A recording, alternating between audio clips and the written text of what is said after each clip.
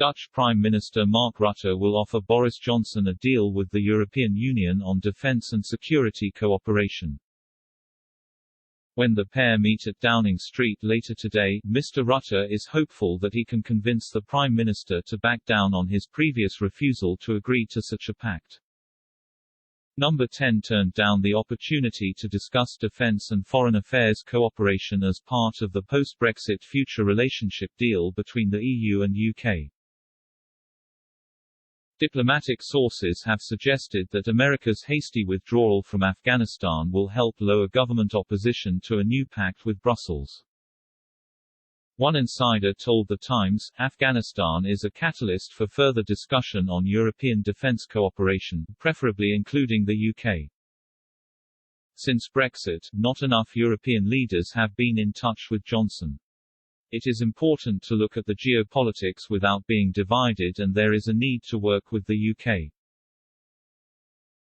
France and Germany also back a deal that enhances security ties between the bloc and UK.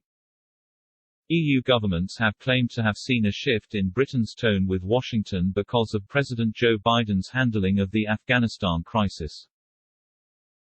It was noted that Defence Secretary Ben Wallace last month said the UK and its European allies could have worked together to remain in Afghanistan beyond the US withdrawal. Earlier this week, European Commission President Ursula von der Leyen championed a new drive to create an EU army to bolster the bloc's military capabilities.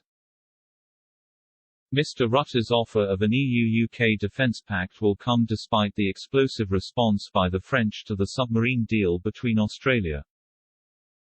The US and Britain, Brussels sees this as a trade dispute over Australia's decision to drop its contract with Paris. Whereas France believes it challenges Europe's strategic autonomy, an EU diplomat said, it has never been discussed at the political level. There are always hiccups when a company loses out, but this is not a big issue with either the US or UK. Mr. Rutte has recently held discussions with President Macron in Paris, where the two leaders agreed to bolster European security and defence cooperation.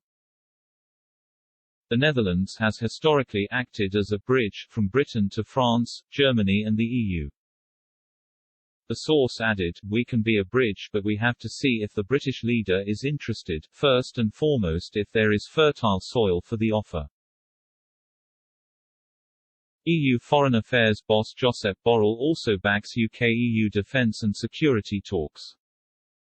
He told a press conference last night, "You need two to dance the tango, on our part we are ready to dance.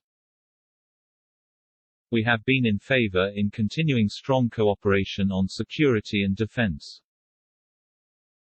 We still are. We are still willing." The EU yesterday expressed regret at being left in the dark by Australia, Britain and the US during talks over their new alliance to counter Chinese aggression in the Indo-Pacific region.